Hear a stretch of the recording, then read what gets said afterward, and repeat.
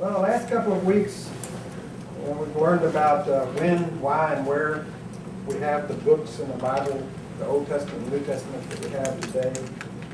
And we've learned about some books that didn't make it into the Bible and how they can help us in our spiritual growth. And today we're going to continue learning about people and early Bibles that have influenced the Bible that we have today.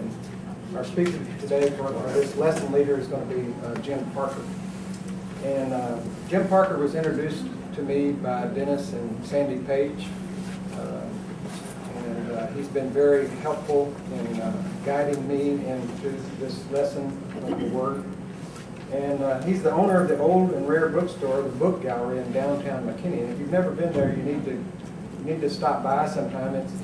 He's on Tennessee, just north and east of the square, about a half a block. Great bookstore, great conversation you can have with Jim while you're in there looking for books.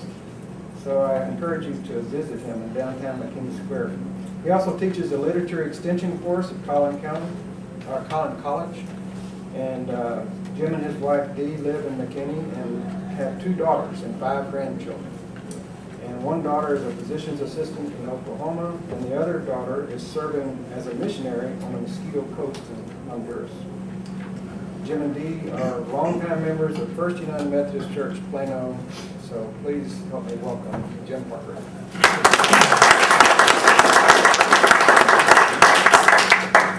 Thank you, Roy. And I feel like this morning I'm kind of the opening act for Rodney next week. Thank God. Yes, you know, the King James Bible is the Bible. I mean, there's nothing like it. My grandmother said that's the one Jesus used to read. I have to kind of get him started. In between the Bibles you talked about last week, Wycliffe and Tyndale, is the Geneva Bible. And it lasted 50 years, and it's an unbelievably good Bible just as to read because it's very poetic. The Geneva Bible is also known as the Breeches Bible. And the reason it's known as the Breeches Bible, and I'm going to pass this Geneva Bible around that you read, is that in Genesis 3:7, it says that Adam and Eve knew they were naked, and they made themselves fig leaf breeches. No. King James read that, and he says, I'm not going to have that in my Bible. Get it out. The women didn't wear breeches in those days. That couldn't work. It's also known as Queen Elizabeth's Bible, and I'm going to go into that and how the Bible developed. Shakespeare's Bible, there's 170 quotes in Shakespeare's plays from this Bible, this Geneva Bible. And then last but not least, it got to America as the Puritans' Bible, because as the Protestant churches began to split up in England and the king was beheaded, the Puritans came to America and they did not like King James Bible. They wanted the great Geneva Bible. And why? You know, this was their reading. What I'm going to do is I'm going to take, and I'm going to pass this around. This is a 1599 Geneva Bible, brand new. It's made in 2007. But I'll let you look at it. But it's an exact copy of the one from 1599 because I'm going to show that to you next. In the Bible, in the 1599, you have the division between the Old and New Testament that's done in a woodcut. It's got the 12 apostles. It's got the 12 disciples. It's got Matthew, Mark, Luke, and John. And it tells you in Old English when it was done, 1599. And you can look at the original. I'll show you that in a minute. It also has some of the opening that is in Old English. And what they did when they went ahead and took this and translated it was taking out a lot of the things that in English, they skipped the these and they skipped the ahs and the prepositions and adjectives and put it together. So I'm going to pass this around and let you look at it. And this one, it doesn't hurt if you get a little bit of cake on the Bible. The next one, you're going to have to be very careful with. Okay. When you look at translations in this period of time, this is the Protestant Reformation, 2 things come into them. 2 tracks to follow in the story of the English Bible. The translators and who did it, and the monarchs and who allowed it. So you have to go through, and you have to go through this monarchy thing before you can really go into the translations. If you look at Wycliffe and Tyndale, they were both burned at stake. One was dug up and burned at stake. But they were not allowed to do a Bible that wasn't like a Latin Vulgate. King Henry VIII came along. And Henry didn't care a thing about religion. He just wanted to have a son so he could have an heir.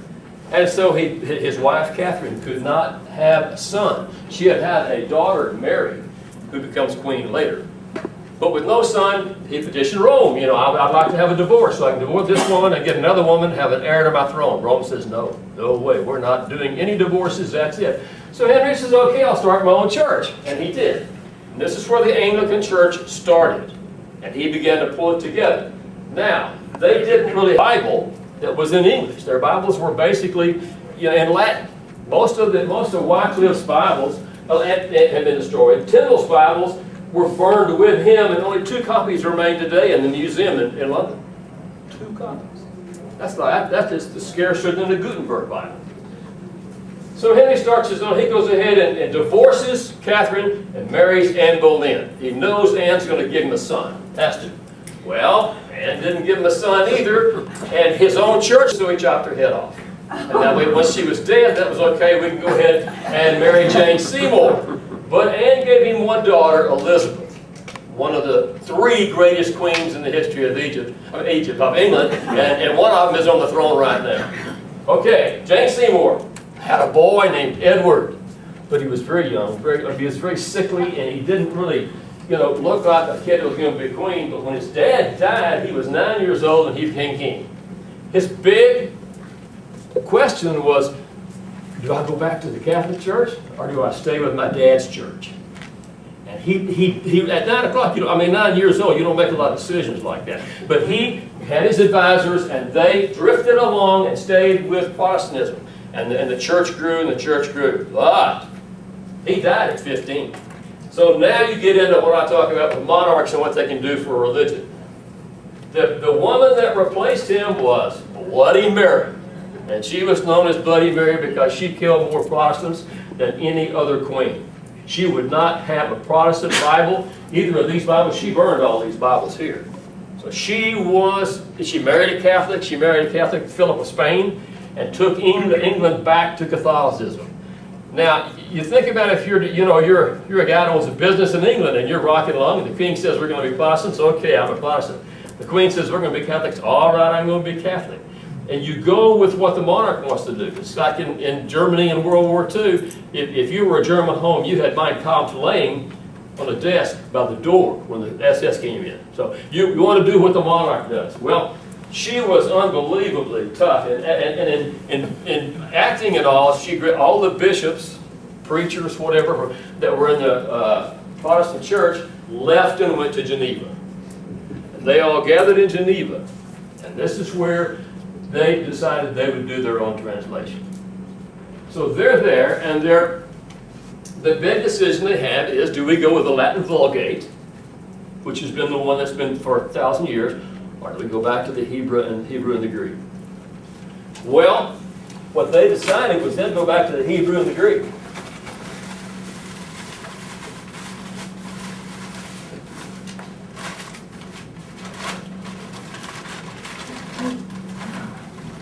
This is the Geneva Bible. This is 1599.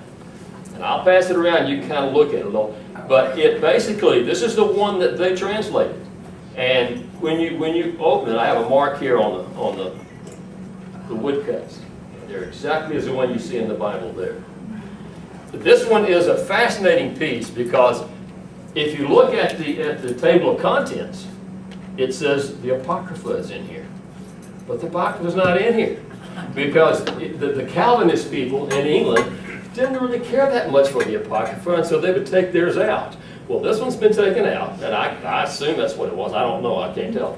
And in its place, in the back, you find songs of the Anglican Church, the first songs ever sung in Protestant churches. And what these people did, they took it out, had them put the songs in, went right on, and went to church. And you can imagine how many owners of this since 1599 have been, and some of the owners are listed here in the New Testament. And they're rectors and they're pastors and they're preachers and whatever. But you had to be pretty wealthy. You had 2 things. One, you had to be wealthy, and 2, you had to be able to read. Not everybody read in those days. Now, you might read to your kids or read to your church, but this particular binding and all left a place here for your family crest. Maybe it's an eagle, 3 deers, you know, a pen and pencil like Shakespeare's, whatever. That crest would go on here. And on this, there were 2 brass clasps. These were off when I got the Bible, and I've never changed it, never put them on there. But I'll pass this around, you can look at it. When you open it up, and it does look, it has been handled a lot, because these marks are what they call foxing. And foxing on an old book is just when the oil off of fingernails touches it. And you'll see that on every page. It's 400 years old, you know, it's going to look bad. It's going to be foxed a little bit. But you can look at the woodcuts, you can feel the paper and how different the texture is. The paper is very thick. It's a cloth paper. Jim, how old is that book? I mean, It's 15. how rare is it? How what? How rare is it? Medium. Medium rare. No, I'm not kidding. Because the Bible that was done in Geneva, they printed about 100 different times through the years from 1550 to 1611 when King James came along. And each of those would probably be, there's probably 5,000 of them still. I say probably. Most of these are in museums and not in homes. They're in libraries and museums. And that's why I say medium rare. It's not like Gutenberg where you only have 18 left and they're worth 20 million. Because this came at the beginning of the printing press. And at the beginning of the printing press, they were printing everything they get their hands on. And Bibles were a special thing, especially in a country that didn't have any Bibles. Or if they had them, they were all in Latin. So this was a very special deal. The people of England, the common people, loved this Bible, whether they could read it or not. They just liked the way it sounded. It has a poetic sound. Just like King James, thee and thou, and where it says, my cup runneth over. And our new Bible says, my cup is full. Give me the poetic. But this was a very poetic age. This was, like I say, Shakespeare's age, and he loved this Bible and quoted from it. And people will say that he was an agnostic or whatever. Well, 170 quotes in you hear that he thinks something about the Bible and something about religion. There are rumors that when the King James was translated in 1611, he was one of the translators. I don't know. You hear the rumor. Okay, so what happened here is that Mary Queen of Scots, Bloody Mary dies. And her death, the next person in line is Elizabeth. And Elizabeth's going to be the one that's going to have the English Bible put in England, Ireland, and Scotland as fast as she can get it. In fact, she brought the printers back from Geneva to London, and then she had a group printing in Edinburgh to print this Bible and get it out. When she did her coronation, she did the coronation with the Geneva Bible, they had a white leather Bible that was presented to her by a page, and she held it during the coronation. No one had ever done that. No one. So she really endorsed the Bible, made it the Bible of England, and had them printed, and had all these guys come back. The reason this Bible's translation is so strong today, and the reason they're still printing it in 2007, is the translators. They basically came from Greek and Hebrew. John Calvin, leader of the Reformation. Will Whittingham, Samson, Miles Coverdale did his own Bible. John Knox, Scotch, and was famous. When you look at the old copy there, and look in the side, you'll see little bitty notations in it. That's John Knox. He went through there and more or less analyzed everything and put down a concordance or a commentary. So he's in it. Translators today go back 400 years and say, well, who translated the Bible? We know it's translated X, Y, Z. And they said, well, these are the guys that did it. You got all the credentials in the Protestant movement right here, every single one of them. So when they did this new Bible I showed you there, they were amazed at how, comparing it to the Hebrew and the Greek, how exacting it was. So that's why it's still a Bible that's out there for use. All right, Elizabeth England is doing well. They've got their Bible. The Pope is very upset.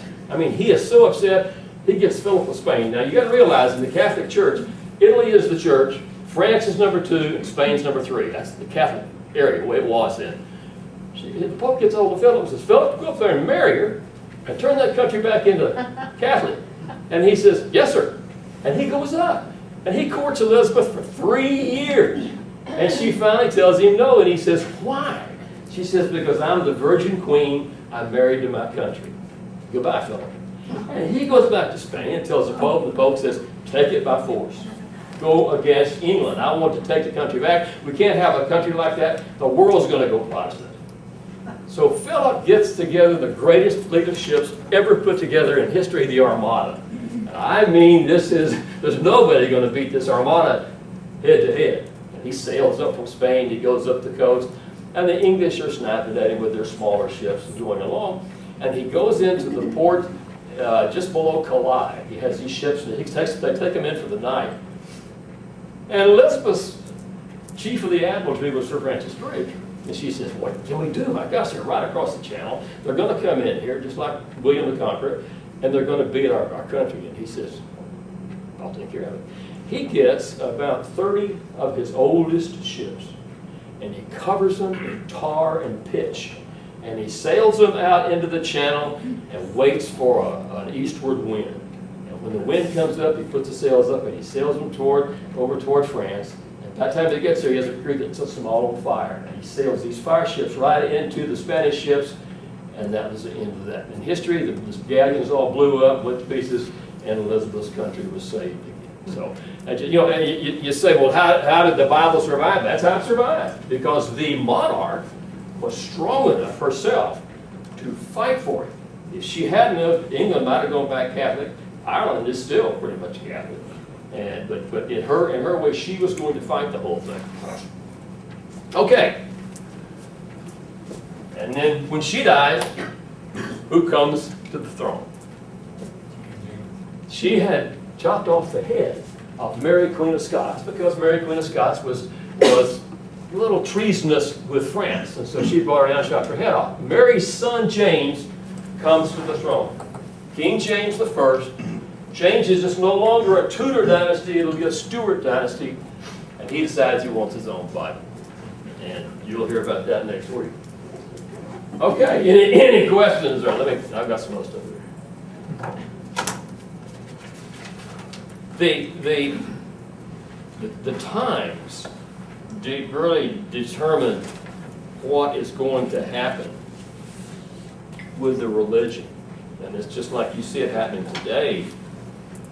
The times 1,000 years ago, we had no concern about the Muslim religion at all. The Arabs are over there, they're playing around, no problem. Now, we're trying to learn as much as we can about them because they are becoming one of the dominant religions in the world. And so, at this time, with the Catholic religion being the dominant religion, the concern of the Pope was justified. The Protestants are going to break away, take over, so forth. But when they did with the Puritans, when the Puritans grabbed the Bible, and this Bible that you're looking at came with the Puritans to America.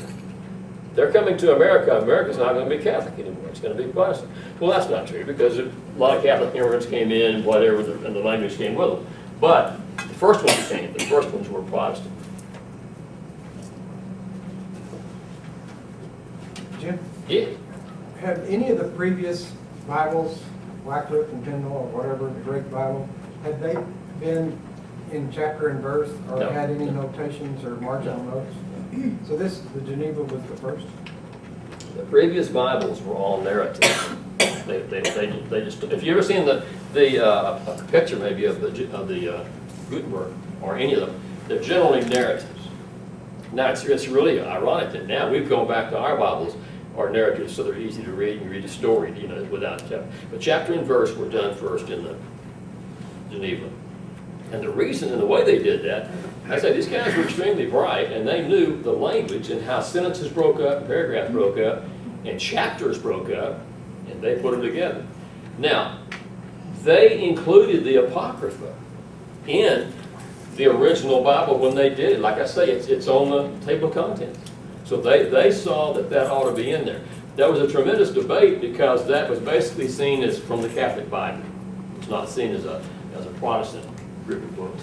But they went ahead and put it in anyway because it had been listed, go back to the Septuagint, the original Codex and all. The Apocrypha had been in there and been mentioned. Now, the New Testament Apocrypha hadn't. The New Testament Apocrypha was found much later, and it's much more controversial than the Old Testament, because the New Testament Apocrypha has a book written by Judas after he didn't die. So yeah, that's going to be really a heresy. No, it's there. But the Old Testament Apocrypha, because it's basically just a group of history books, that's what it is, of the Jews, was in there. Now, again, if your religion decided that you didn't want that in there, you did it all, then you had to take it out when you had it bound. And that was part of it.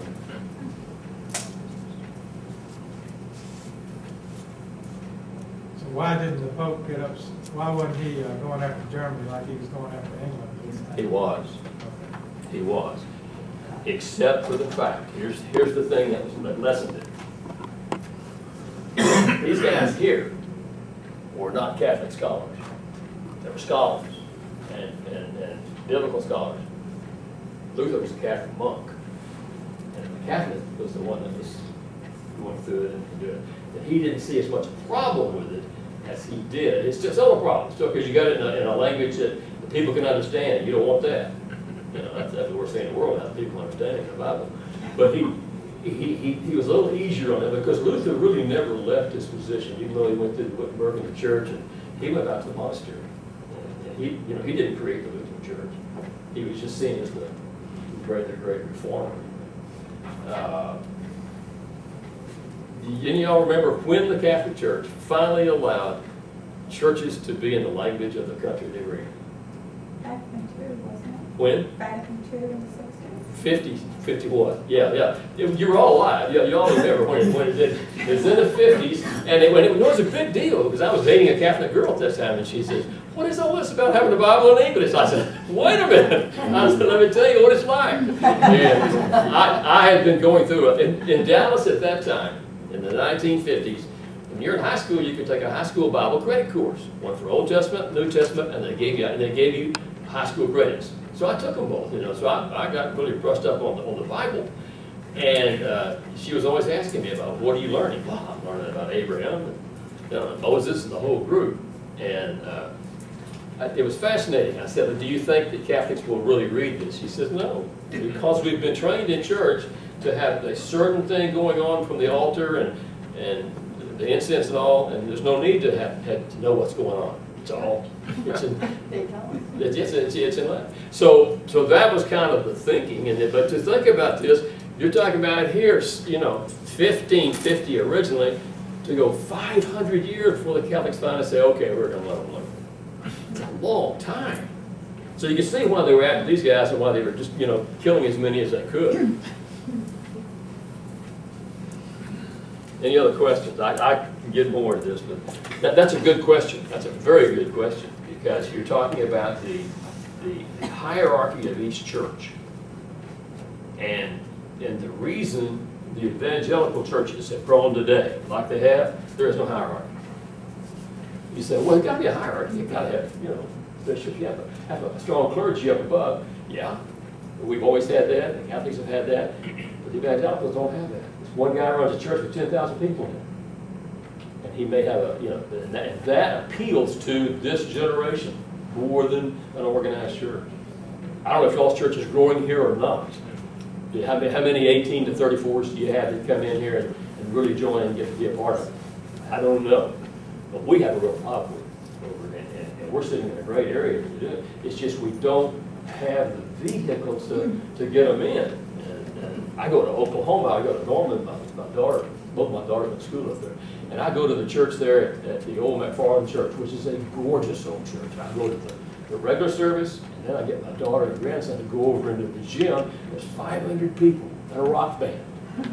Yeah, and they're all into it. And there's Coach Bob Stoops sitting right in front of me. I'm thinking, wow, I get an autograph, The thing about religion, the evangelicals preach from the same Bible, go with the same theme, but they're taking a different tack to attract new converts. The Methodists have got to find something to get things stirred up, or we're going to slow down really bad. Go back to the Geneva Bible. That's it. All right, I'm going to tell you a story about how I got this Bible that you've got that's going around there, wherever it is now. Watch it for gate wrong. I have a friend who's a Mormon. I've known him for years, and he had this Bible. And I could never talk him out of it. I read books, I deal on them all the time, and I said, look, well, he calls me one day and he says, hey, I've located a first edition of the Book of Mormon. Well, now, that is a rare book, because it's up worth $100,000. And I knew it was, and I knew what he was dealing with. And the reason is that when Joseph Smith did the book in New York, he may have done, 150, 200 copies. Then as they came south into Illinois, and he was killed in the jail, and he had a bunch of copies in his hand, and the people that killed him just took him, sent him to the four winds. Now, some were picked up and put together, but there's not a whole lot of Books of Mormon. I used to work in Washington, D.C. with the Marriott Corporation, and they had one there. The old man had bought one. And he also built the Mormon Temple in Washington, D.C., which was a $10 million project, which was great. That's what to do. He called me. He says, "Can you get a hold of this guy? You're a dealer. Can you get maybe a dealer discount? Can you work it out how I can get this Book of Mormon?" And I said, "Well, I'll call him. I'll find it out." To make a long story short, we did get together. I did get him a discount on it, and for that, I got the Geneva Bible. And I've had it now 10 years, and I had numerous people, when they see it, want to buy it. Can I buy it? And I said, no, I don't sell it. I show it, I keep it, and it's worth about $10,000 now on the market. I've seen it, go through the auctions. So, but I just see, and I have people say, "Won't you donate it to Redwood Museum or library out here at SUV?" I said, "They've got one." they don't need two. One is enough. But the journey of that particular book is fascinating, because it came with the Pilgrims, came to Massachusetts, and it came from Massachusetts down to Pennsylvania, and then it came into the families that owned it. A lot of families in England owned it before it ever came here. How did you trace that? You can trace it through some of the names that are in there, and some of the places they're written in their names and dates, 1784, and so and so, and New Jersey or wherever. The names are there, and so you can get a pretty good idea. And then you can go back and see what the history of it, like I've done on this, and who did it, when did they do it, when did they print it, and where did it end up. Is your name in it? Do what? Is your name in it? No. I'm not about to write my name in it. It's the me in there. But you think about it, the Bible that we grew up with, the King James, and this one predates that. And that's getting back, way back.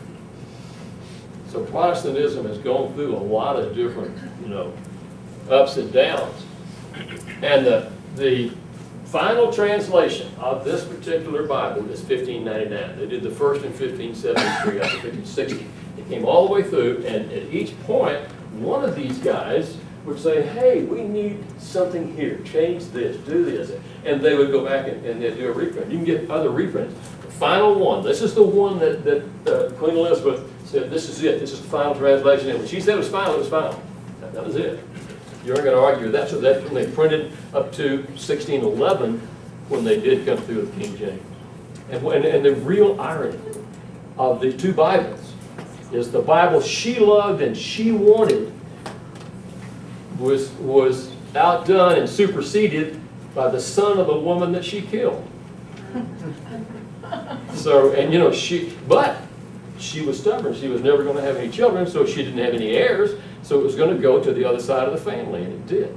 And it went to Mary, Queen of Scots' son, James. Now you tell me anything else that James did in his lifetime.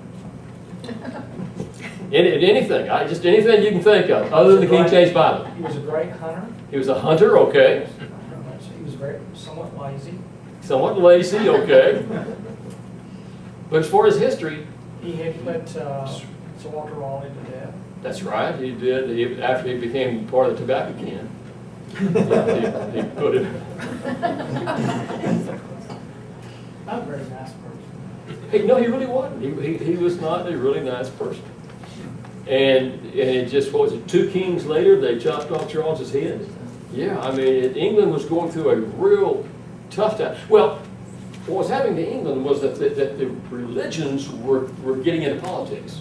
The Roundheads and Cromwell and that. The politics became religious politics, not just monarchy politics, and they decided they didn't have to have a monarch. They chopped off Charles's head, and Cromwell took over. Yeah, it went through a really, really well, and then the Puritans in their Bible contributed to that, because they didn't think they needed to have an earthly king either. You know, all of a sudden, bang, all these years of history, and the Geneva Bible that really let them know some things they had never thought about. But they were like a lot of people today. They took a verse literally. You know, it's like, you shall hold up snakes in worship. Well, good grief, okay, go to Carolina, you can see it, but you're not going to see me do it. But, you know, and don't take the whole, take pieces of the whole, and you're better off. Any other questions? Yes, ma'am? What percentage of the population was reading at this period? 20? 20 at maximum. Yeah, that's why I said 20 at that time. It was yeah, and that was basically children. It was the upper classes and their children. The lower classes didn't read at all. I think you read, but they could then go to an Anglican church where a bishop who talked to them in their language about the Bible. That was the thing that got really good at that. Yeah. As a side note, that's one of the reasons Methodism came about, is John and Charles went to the miners and started a Sunday school class, and it wasn't to teach them the Bible, it was to teach them how to read. Yeah. Now, they used the Bible as their reading, but they were bringing reading to the masses.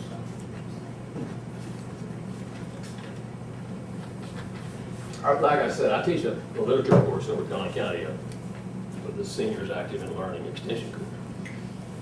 And before that, when I retired, I spent 3 years teaching high school English, and I was appalled at their lack of biblical knowledge. You know, I had these kids out here, there's 30 kids sitting out there, and I say, all right, we're reading East of Eden.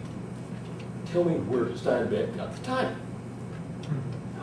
One little Jewish girl finally said, wasn't that in Genesis? Yeah, it was. Come on up here.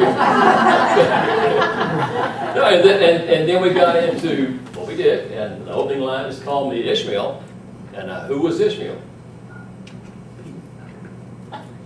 I said, well, we're going to have to go back and start it back into the biblical stories. And I did. I went back and was telling them Isaac and Ishmael were brothers.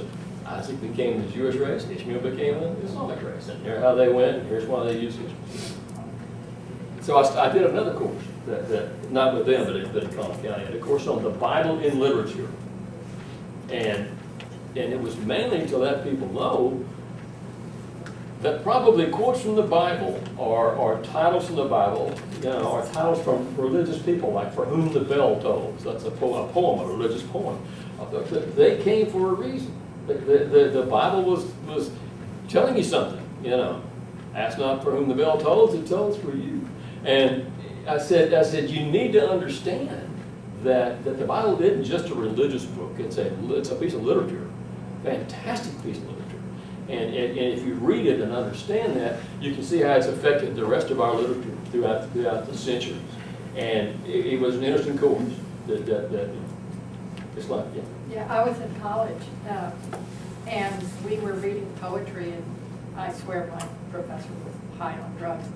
But, Probably was. But yeah, he probably was, knowing him. But anyway, we had this poem, and it talked about Susanna and the elders, and not the person in the class knew.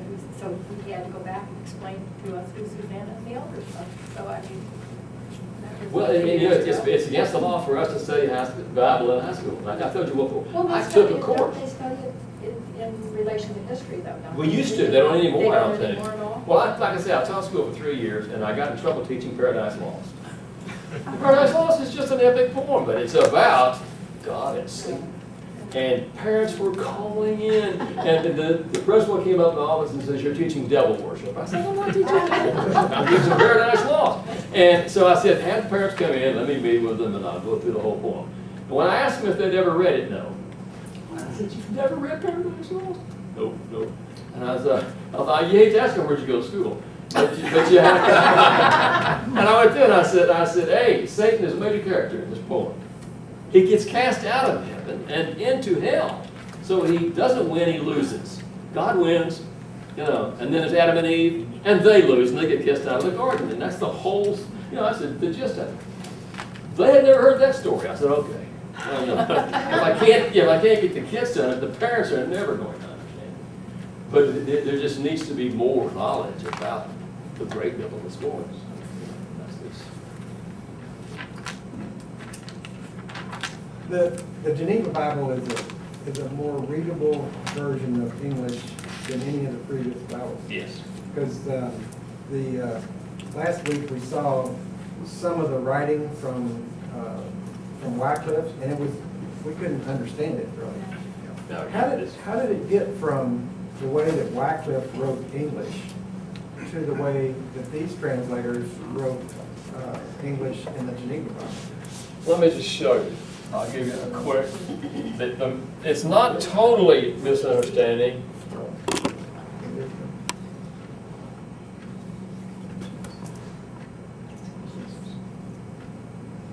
The thing you get into, the hardest thing,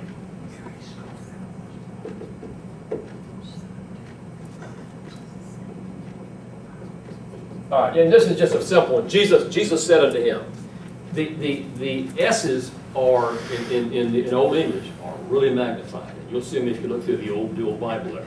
Where J-E-S-U-S and the S-A. And the F's and the S's are interlocked. So you read one, you have to be sure it's an F or an S. That's just from Old English. That's just, that's part of it. The other thing, the phrasings in it, if you read the phrasings in the old Bible that I passed around, and then read the same phrasing in this one, they've been cleaned up. They've been changed to give you more of an understanding. It's just the way they wrote Shakespeare. You read the original Shakespeare scripts, and they're tough to read because they're written like this. And it was just that their alphabet was a little bit different, and the way that they were coming from Anglo-Saxons, and they were coming from other groups that were even worse, Celtish, other groups that were even tougher to read, that had tougher alphabets. And the toughest of all is Welsh. If you're ever in England and you go over into Wales and you try to read something, you know, that's a different everything. And so, but Welsh was the language of King Arthur. And Welsh was the language that came in, and the number 2 for the throne is the Prince of Wales. And yet their language has never, ever really corrected. I mean, I would correct it. It's never changed. But there have been a lot of people who want to change it. English has changed. The queens have changed, kings have changed English back down to where it's a much more readable language.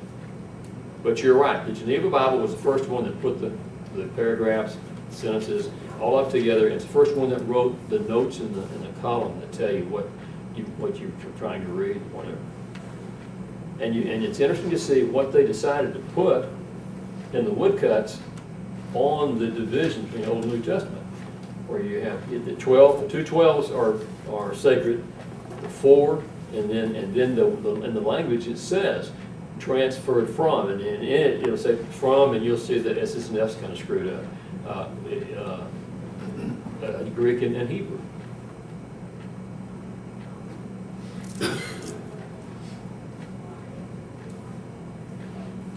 So very, very little of the Latin Vulgate was used in the translation? Very little.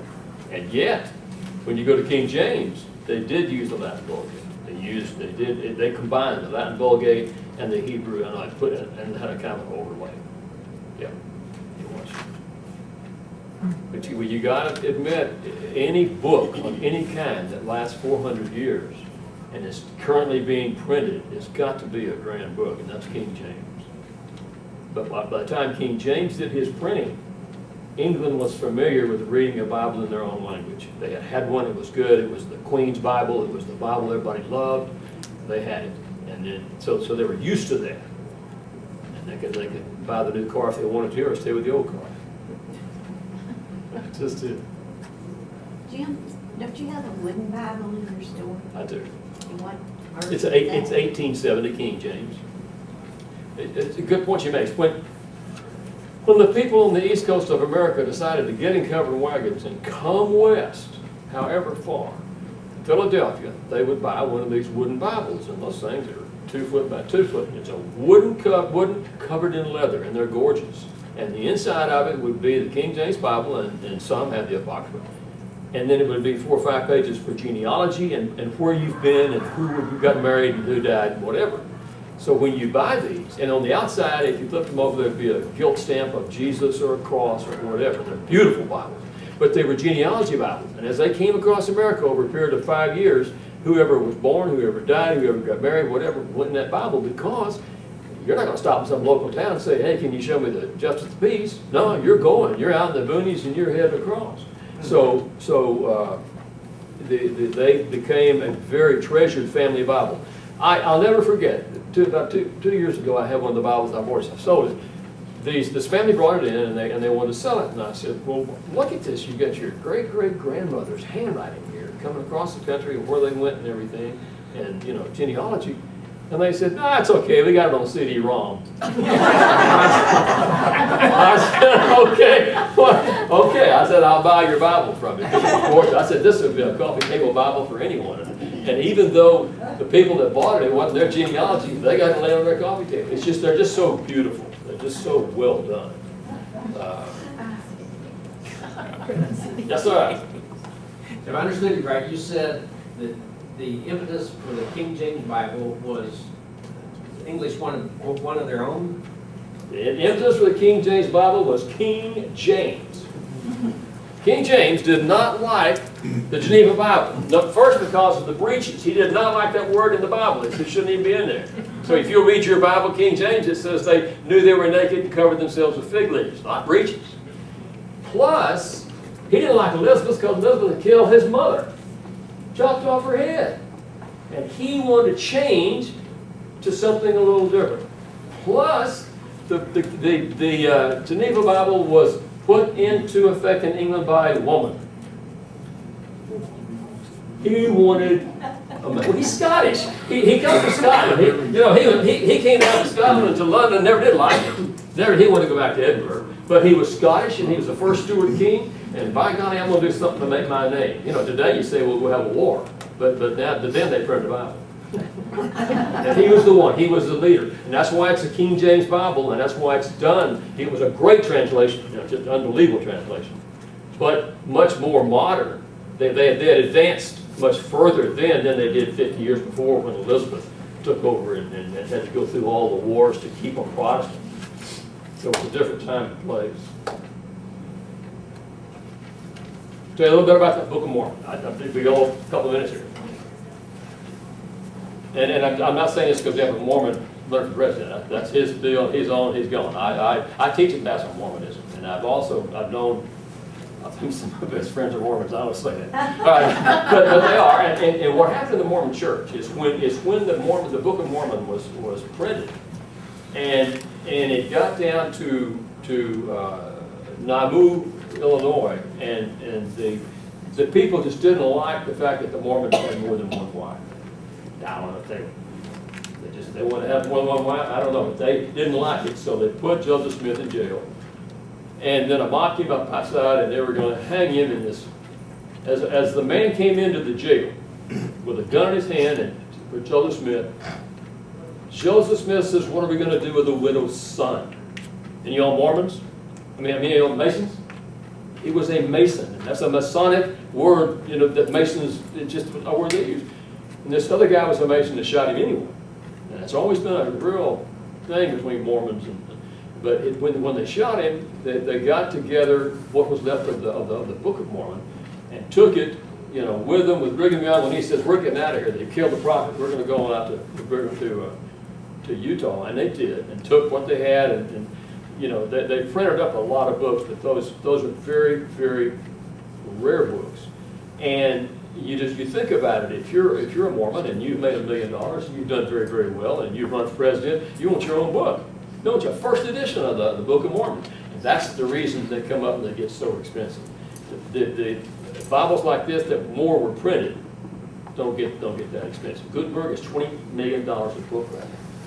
And the reason it is there were 40 Gutenberg Bibles at the turn of this decade. 20 of them have got the pages pulled out of them and sold at $45,000 a piece. Just a page out of the Gutenberg Bible. And it's illuminated and it's gorgeous, but $45,000. But once you pull that page out, then you take all the value away from the Bible. You lose the $20 million that you had in the original. So You know, religious books are funny. The same thing with an original Quran. I'm sure it's worth several $1 million. You get a hold of one of them. And I've got some Qurans. I don't have any old ones. Book business is fascinating. It's changing so much. It's slowly working its way out of history because the printed word is leaving. The printed word is slowly beginning to move slowly out because you got the electronics. And whether it's a newspaper or a magazine or a book or whatever, you're seeing that happen. And when the publishers quit publishing, that'll be it. And they'll quit as soon as they don't have anything to publish. So it's the printed word like this. This is at the beginning of the printed word. This is only 100 years after Gutenberg when you got the Bible there. It was 1480 or 1470, something like that. So we've seen in our lifetime this great production of printed work, including religious work. And I know I was in Sunday school class the other day, and a question came up, and I didn't have the answer. I was getting ready to go look in Galatians, and the guy sitting next to me, Galatians 14:3, and read the whole thing. And I said, okay, that's a quick way to get your information, but it's the world's moving that way. Okay. Well, I've been glad to be here with you guys. Come see me in McKinney. I've enjoyed